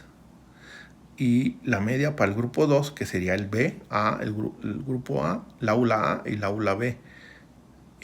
O lo puedo poner A y B también. Sería 50. Si se fijan, no son iguales. Entonces ya no son iguales. Numéricamente, hay que demostrarlo estadísticamente. y ni la mediana. Si fuera normal, me voy con la media. Si fuera no normal o no paramétrica, con la mediana. No son en unos 54 y en otros 55. Numéricamente no es igual. Y si me voy a la desviación tan típica, no son iguales. Miren, uno 9.912 y el otro 5.58. Aquí yo puedo, en esta, incluso aquí puedo sacar el Shapiro-Wilk, la normalidad. Vamos a ver la normalidad. Miren, Shapiro-Wilk, el valor P de Shapiro-Wilk, no son normales. Entonces, no debo basar mis análisis en la media, sino en la mediana. No son iguales. Entonces ya me está dando aquí la varianza, ¿no? Si quiero poner la varianza. Pero lo que me interesa es la desviación estándar. Aquí puedo poner la simetría, la kurtosis, intervalo de confianza, dispersión de media, ¿no? El error estándar de la media. Aquí puedo poner, ¿sí? Entonces aquí yo puedo poner la moda, la suma, percentiles si quiero, bueno, lo que yo quiera. Pero aquí lo que me interesa en este caso, como Shapiro-Wilk ya me está haciendo el análisis, la P, acuérdense, cuando hacemos la prueba de normalidad, aquí está la de normalidad, establecemos la nula y la alternativa. La nula es que tiene un comportamiento normal y la alternativa es que no es normal, no cumple la normalidad. Si cumple la normalidad, utilizo la t-de-Student. Si no cumple la normalidad, utilizo la no paramétrica, que el mismo software, dependiendo del software, son los paramétricos que me va a dar. Ahora bien, aquí ya de entrada ya me está diciendo que no son normales, porque el P valor o el valor P de Shapiro-Wilk es menor de 0.05 en la muestra 1 y en la muestra 2 es menor que 0.05 en ambas. Por lo tanto, cuando es mayor de 0.05 es normal. Cuando es abajo no cumple el supuesto de normalidad. Como está abajo el valor P valor del alfa, del 0.05, por tanto no cumple lo de normalidad. Entonces no es normal. Entonces de entrada no es normal, ya me lo está diciendo. Entonces, y de entrada, con las medias no son iguales, aunque hay una diferencia de un punto, numéricamente ya me está diciendo como que no son. Ahorita lo vamos a verificar. Bueno, vamos a regresar a los datos. Miren, en la mayoría de los softwares, creo que Minitab no es así, pero al menos y el SPS, cuando vamos a analizar dos muestras independientes, nos piden que separemos de dos columnas. En una columna, o pueden ser más, 4 columnas, pero en una columna pongamos la del grupo 1 y al lado pongamos, numeremos como grupo, por ejemplo 1, 1, 1, 1. Y el otro grupo 2, numeremos, le pongamos un número, por ejemplo 2, 2, 2. Entonces aquí lo vemos, ¿no? Las primeras 15, del 1 al 15, está el 1. Quiere decir que de la columna C, donde está el 1, son los datos del grupo A. Y le voy a llamar 1. Y después, 16 hasta el 30 son los siguientes, es el grupo B. Y le voy a llamar el 2. Y así lo hace la diferencia el software. Y eso me lo va a pedir el software cuando hagamos un análisis de dos grupos independientes. Cuando hagamos un análisis de grupos pareados, es decir, del mismo grupo, no nos pide que hagamos esa separación, porque es el mismo grupo. Nos pide que simplemente pongamos los datos en una sola columna. Eso es lo que nos está pidiendo. Entonces son detalles que hay que cuidar en los software. Es cuestión nada más de la configuración de los software. Bueno, ahí está. Entonces, ahora voy a hacer el análisis. El análisis, aquí ya lo tengo. Acomodado para hacer el análisis. Lo que voy a hacer es verificar que la observación 1 y la observación 3 antes de la intervención sean iguales. Es lo que me interesa. Si no son iguales, los tengo que regularizar. Entonces, ¿Y cómo hago esa prueba? Que es la prueba T-Student. Aquí tengo la prueba T de una muestra. Acuérdense que la prueba T de una muestra es cuando es preexperimentales. Tengo un grupo, tengo una intervención y observación. No tengo intervención antes. Y luego tengo la prueba T para muestras pareadas. Acuérdense que ese es para un grupo. Tengo una observación, una intervención y una observación. Esa es la que uso. Y cuando tengo una muestra, analizo los resultados de dos muestras diferentes, independientes, que no pertenecen al mismo grupo. Voy a usar la prueba T para muestras independientes, esta. Y me va a abrir automáticamente esto. Miren, aquí me abre automáticamente. Voy a quitar esto. Déjenme borrar esto. ¿Cómo se borra? Lo voy a borrar. No tiene este es el de línea. En el que se instala sí tiene para borrarlo, pero bueno, lo voy a dejar así ya. Aquí está, ¿no? Entonces me voy a ir a... Aquí está la de prueba independiente, para que me abra. Le doy doble clic aquí. Ahí está. Entonces, tengo aquí las variables dependientes y aquí la variable de agrupación. La variable independiente es en la columna C. Es donde están los datos, las calificaciones del grupo 1 y del grupo 2 en una sola columna. Entonces le voy a decir, ¿sabes qué? En esa columna están las calificaciones. Ahora, ¿cómo él va a identificar cuál pertenecen al grupo A y cuál grupo B? En la variable de agrupación, donde a uno le puse 1 y al otro le puse 2. ¿Sí? Antes de hacer todo lo que tenga que hacer, lo que voy a hacer es la prueba de normalidad para ver si corresponde a hacer una prueba paramétrica o no paramétrica. Entonces aquí lo vemos, miren. El supuesto es la prueba de Shapiro-Wilk, que ya la hicimos. En Shapiro-Wilk, el p-valor, que es el estadístico, es el estadístico W. El Shapiro-Wilk me da 0.004. Es menor que 0.05, que el alfa. Por lo tanto, sugiere que no es normal. Entonces no se acepta la hipótesis nula, la hipótesis donde establece que es de normalidad, ¿sí? Entonces ya me está diciendo que no es normal. Y luego aquí aparece un nuevo, miren, uno nuevo que no hemos visto, la prueba de homogeneidad. La prueba de homogeneidad me arroja, es una prueba, se llama la prueba de Levene, y lo que él hace es una prueba de hipótesis y compara las dos desviaciones estándar, y lo que me va a hacer es si son iguales o no. Entonces, para que yo aplique una prueba, para decir aplique paramétrica, tiene que cumplir dos supuestos. Uno, que sea normal, y que sus desviaciones estándar sean iguales. Si es normal y su desviación estándar es igual, entonces puedo utilizar la T-Student para muestras independientes. Pero si alguna de las dos, si la prueba de normalidad no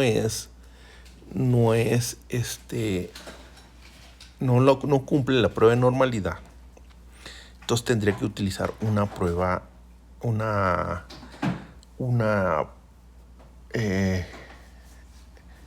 prueba de hipótesis no paramétrica. Y las pruebas de hipótesis no paramétrica, en el caso, bueno, la mayoría de los software me da la T de Grange y la U de Matt-Whitney. La T de Grange es cuando, además de que no es normal, no cumple con la igualdad de desviaciones estándar. Y la U de Matt-Whitney es cuando simplemente no cumple con la de normalidad. Entonces, entonces aquí de entrada, como no es normal, de entrada voy a utilizar la U de Matt-Whitney, quito la T-Student porque no puedo usar no sería adecuado porque no cumple el supuesto de normalidad. Entonces no puedo utilizar la T-Student, tengo que utilizar, ¿sí? ¿Qué es lo que me interesa saber? Simplemente si es igual o diferente. Entonces yo espero que no se cumpla la alternativa, sino que se cumpla la nula. Para que se cumpla la nula, la P valor tiene que, en la U de Matt-Whitney, la P valor tiene que ser mayor, tendría que ser mayor de 0.05. Ahora, pero antes de eso, si nos vamos a la prueba de homogeneidad, aquí está la prueba de Levene, aquí nos da, ahí donde estoy moviendo, me dice que la prueba de Levene para homogeneidad de varianzas, es decir, si son iguales o no, no se cumple, miren. Entonces, no se cumple el supuesto de varianzas iguales. Yo necesito que antes de hacer la intervención, los dos grupos, tanto en su media como su división estándar, sean iguales estadísticamente hablando, para que me garantice que parto del mismo supuesto o del mismo nivel, del mismo techo. Entonces, si uno está desigual con otro, eso le va a dar ventaja o desventaja a uno de los dos, porque ya no estaríamos hablando de dos grupos iguales, equivalentes. Entonces aquí puedo utilizar, nada más para verificar, la T de Grange. La T de Grange la uso cuando las varianzas son diferentes. Y igual, si se fijan, aquí está la prueba de normalidad. Aquí están la T de Grange y la U de Matt-Whitney. La U de Matt-Whitney es más adecuado utilizarla cuando no se cumple el supuesto de normalidad. Y la T de Grange es un poquito más exacta cuando, además de que no se cumple la de normalidad, no se cumple la de homogeneidad. Y si ustedes se fijan,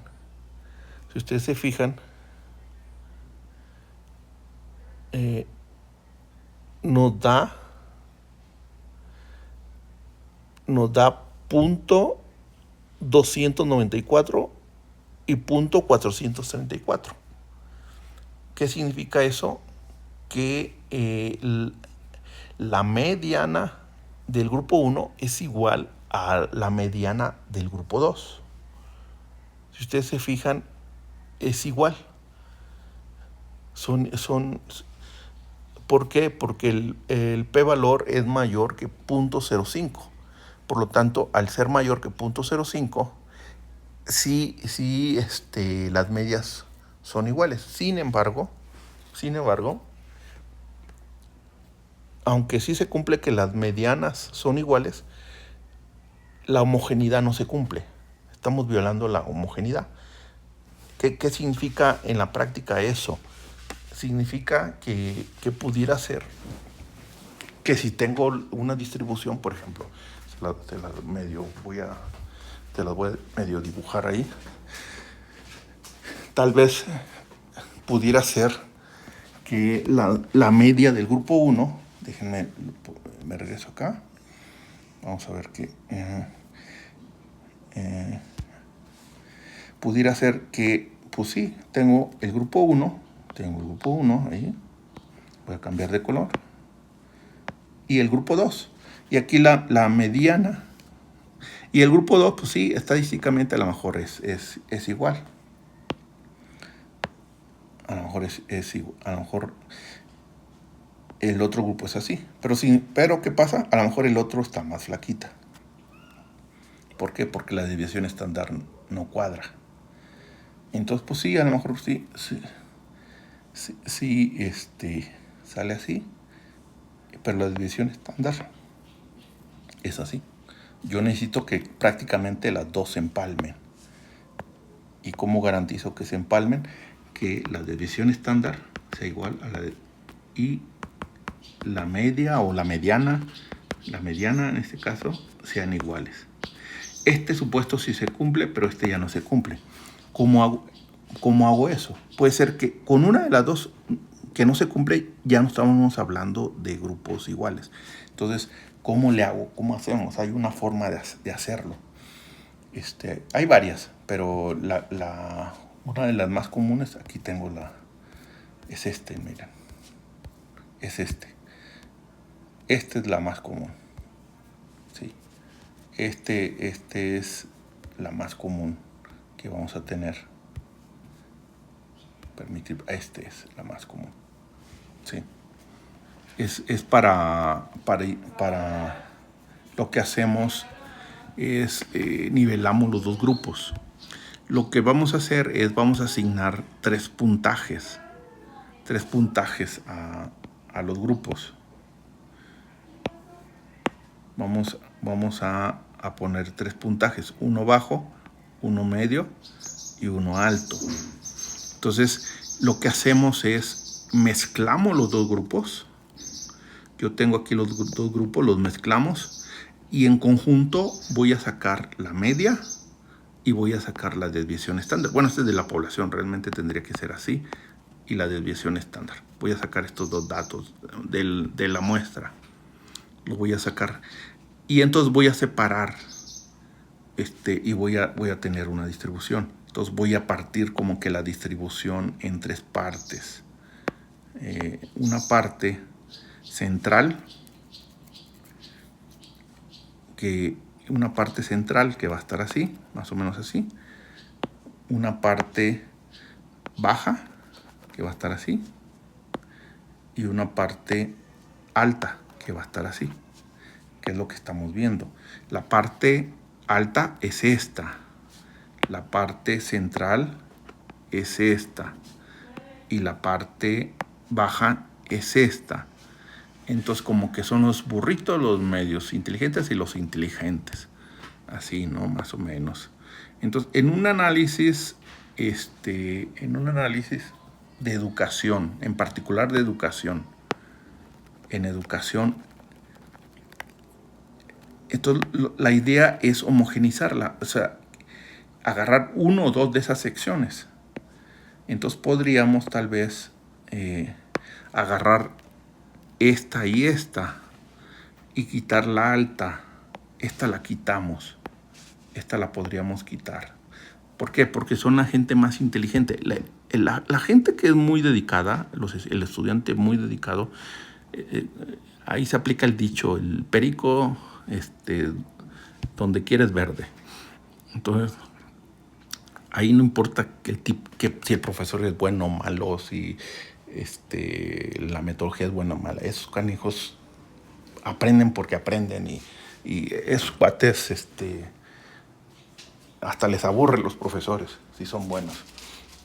Entonces, pero los de bajo puntaje y medio puntaje, ahí sí sería, ese sería el funcionamiento. O sea, no importa qué tipo de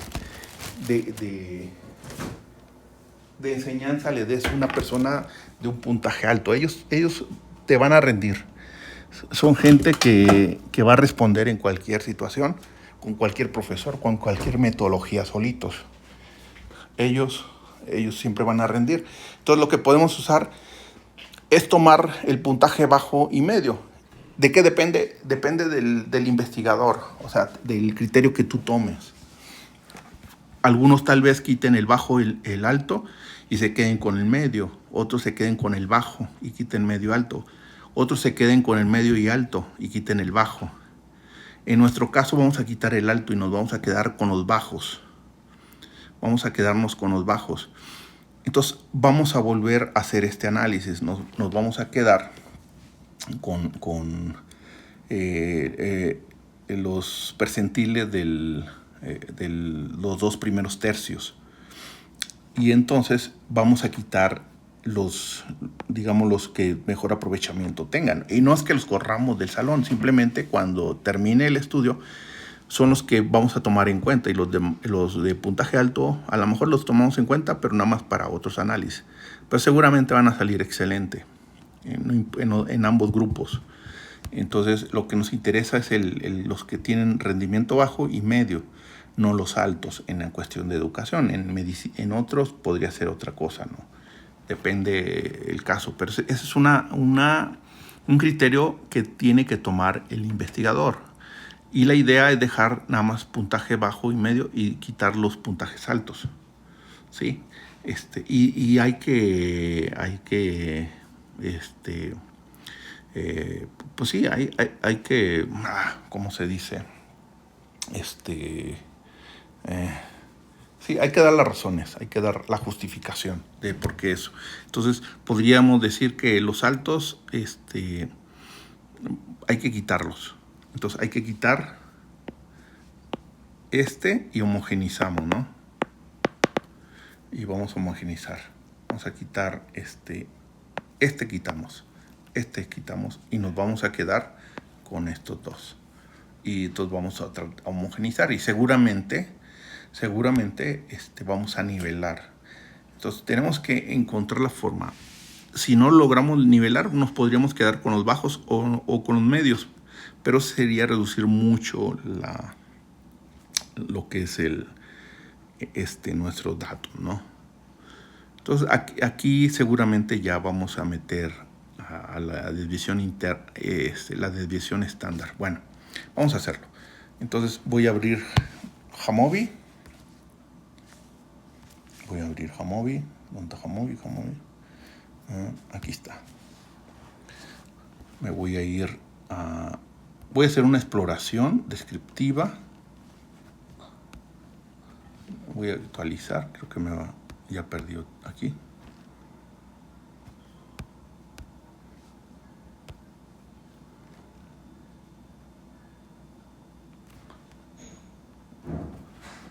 Voy a Jamovi.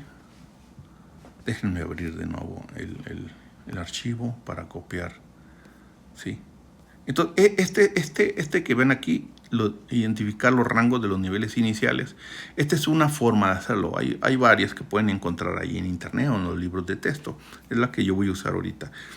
Pero no es la única, ¿eh? Es una de las más utilizadas. Partimos de nuestra distribución en 3 y agarramos en tercios y ustedes deciden qué tercio usan, si 2 o 1 de los tercios, pero tienen que justificar por qué. La justificación es que lo primero es para nivelar y lo segundo, pues tengo que quitar al menos uno de ellos. ¿Cuál? El alto, porque son los inteligentes. Esos, no importa dónde los pongas, van a rendir. Así que bajo ese análisis los quito y los justifico. Igual pueden utilizar otra justificación. Yo ahora voy a agarrar a mezclarlos, entonces voy a agarrar esta fila como si fuera uno solo. Los voy a copiar. De hecho aquí ya está el análisis, miren, pero lo voy a repetir. Me voy a Jamovi y lo pego aquí. Lo pego y aquí está, ¿no? Miren, aquí está. Lo pueden hacer con Excel, sin problema. Aquí estoy mezclando los dos grupos porque quiero nivelarlos. Entonces voy a hacer una exploración descriptiva. Perdón. Tengo que primero aquí decirle que este es continua. Son variables continuas. Análisis, explora. Aquí me voy aquí. Ahí está. Y le voy a hacer Y ahí está. Ahora sí no me interesa separarlas. Y aquí está la media, 57.7, la mediana, 55 y el mínimo máximo, ¿no? Desviación típica, 8.175. Entonces, ¿qué vamos a hacer? Vamos a dividirlo entre 3. Entonces voy a agarrar la media y le voy a sumar y restar. Le vamos a sumar y restar. Y aquí está, ¿no? Entonces la idea es esto, mira. La idea es esto. Aquí la idea es esto. Tengo la media, el promedio. Voy aquí más la desviación estándar menos la desviación estándar. Ahí está. De aquí. Tengo aquí el rango. De aquí. De aquí sería un tercio y un tercio, que es lo que estamos aquí. ¿Sí? De hacia abajo es bajo, de hacia arriba es alto. ¿Sí? Entonces, y aquí lo tengo ya lo había previamente hecho. Entonces, el medio estaba aquí, 57.7, aquí lo vemos. La desviación estándar 8.2 es lo que sacamos en Jamovi. Entonces 57.7 más 8.2 da aproximadamente 61.2.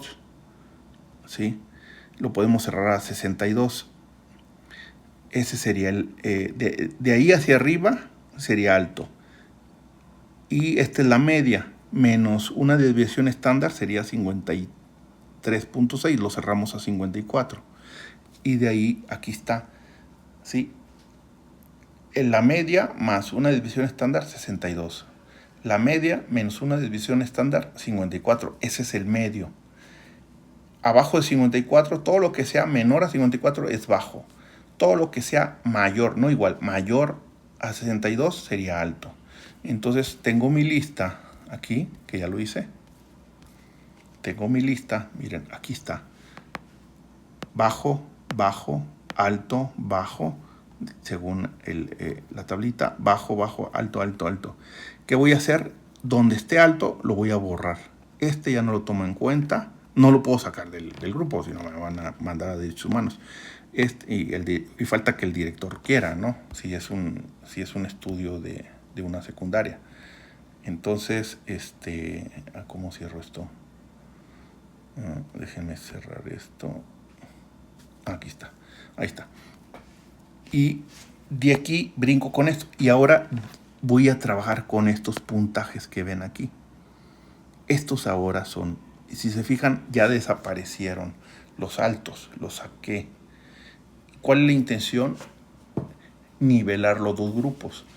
Y claro, los grupos van a seguir siendo de 15, solo que las calificaciones, por ejemplo, del 3, del 6, del 7, del 9, del 10, y del otro grupo sería del 17, del 21.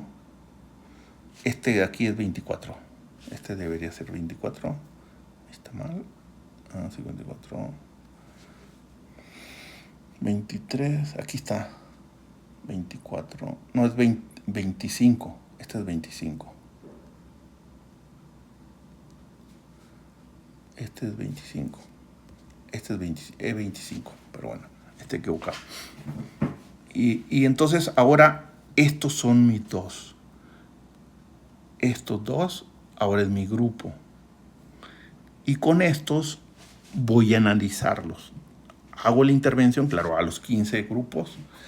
Y estos son los, claro, no los puedo sacar. Si son ratas, pues nada más las quito y las meto a otra cajita. Pero si son grupos en una escuela secundaria, pues ni modo que los corro, ¿qué hago con ellos? Pues ahí los dejo. A lo mejor me van a meter ruido, ¿no? Porque son muy inteligentes y me va a meter ruido, a lo mejor. No falta quien quiera hacer como ellos o les pase las tareas. Entonces, son las cosas, factores extraños que no puedo controlar. Entonces, pero no puedo manipular por cuestiones éticas, legales o de protocolos. Al menos que estemos en laboratorio, tal vez sí. Bueno, entonces ahora voy a trabajar con esos. Voy a verificar, a ver si qué tanto se mejoró. Si ahora sí,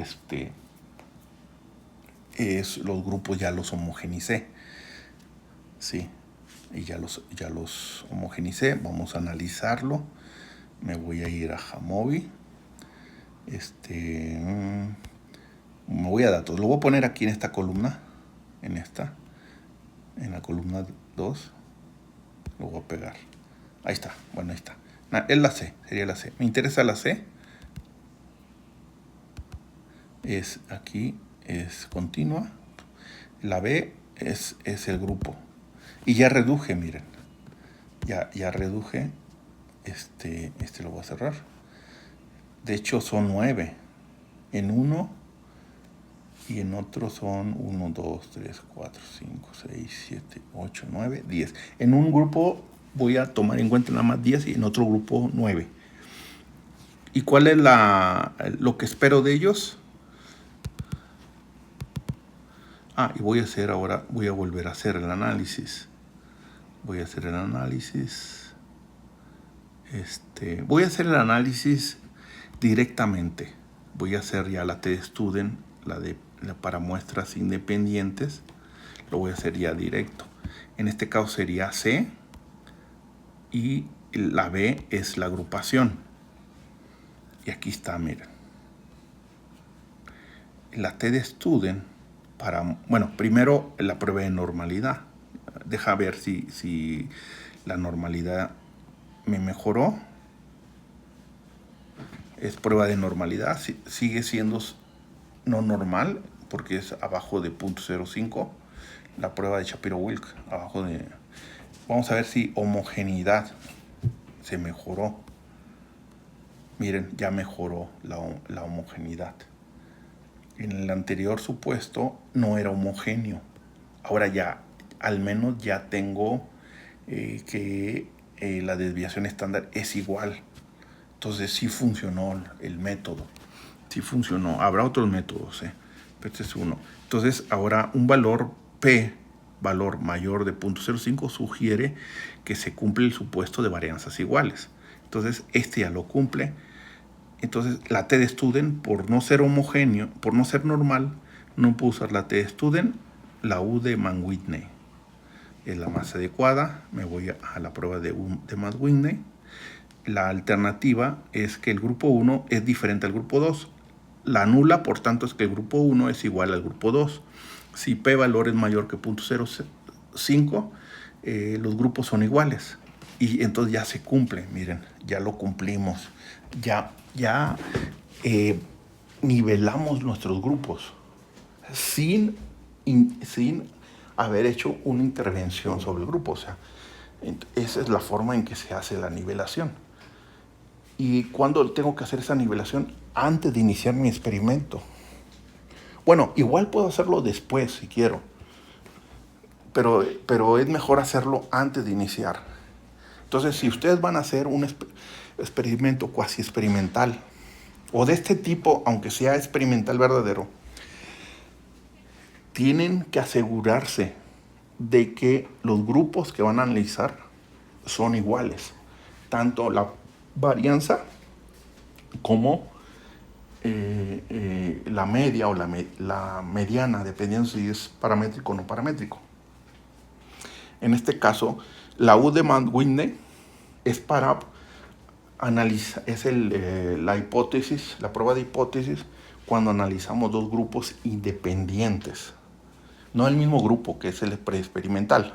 En el preexperimental, acuérdense, nos vamos a prueba T y nos vamos a muestras pareadas. Es otro tipo de pruebas. La T-Student para paramétricas y aparecen otras pruebas para no paramétricas. Bueno, entonces, con esto se tiene que hacer en todos nuestros experimentos. En todos los experimentos, cuando hacemos una prueba control. Entonces, aún en los experimentales puros, que siempre debe ir acompañada de una prueba control, tienen que hacerlo.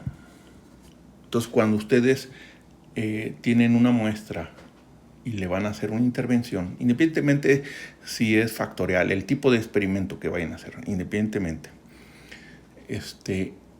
y van a ver una control, tienen que demostrar esto, que la control es igual al grupo que van a intervenir. ¿Y cómo lo hacen? Con este tipo de pruebas, con la prueba T-Student para muestras independientes. Y tienen que cumplir los dos supuestos, que la varianza es igual y que la media o la mediana es igual. Si ustedes demuestran que son iguales, entonces ya están demostrando que están partiendo del mismo techo, ¿sí? Entonces, a ver, vamos a ver. Fíjense, este es el análisis, ya la prueba, pero el exploratorio, vamos a ver cómo se ve el exploratorio. En el exploratorio es la C, ¿no? La C, y aquí sí separada por B. En la B me discrimina el grupo 1 y el grupo 2. El grupo 1 es el A y el grupo 2 es el B. Miren, la media me da 51.7 y el grupo 2 53.6. Numéricamente podríamos decir, no cumple. La mediana peor es 50 y 54 y no cumple. La división típica, miren, 2.4 y 3.8, no cumple. No, espérate, pues numéricamente no cumple, pero hay que aplicar una prueba de hipótesis, ¿no? Entonces, no es suficiente. Este es un análisis numérico, pero hay que aplicar la prueba de hipótesis. Entonces, ¿qué me está diciendo? ¿Qué me está diciendo esto? En conclusión, con este análisis, que tengo el grupo 1, tengo el grupo 2, que ambos son iguales. Son iguales. Así de simple. Estadísticamente hablando, tal vez numéricamente no, pero es lo menos importante, el numérico. Estadísticamente son iguales. Entonces, a partir de aquí ya puedo decir, ¿sabes qué? Esta va a ser mi control y esta mi experimental. O esta mi experimental y esta mi control. ¿Cómo lo decido? Puede ser al azar, un volado o un papelito y el que tú quieras. Total, son iguales, puede ser cualquiera de las dos. Cualquiera de las dos puede ser. La experimental le voy a hacer, ya la observé, esta es la observación, hago la intervención y después vuelvo a observar.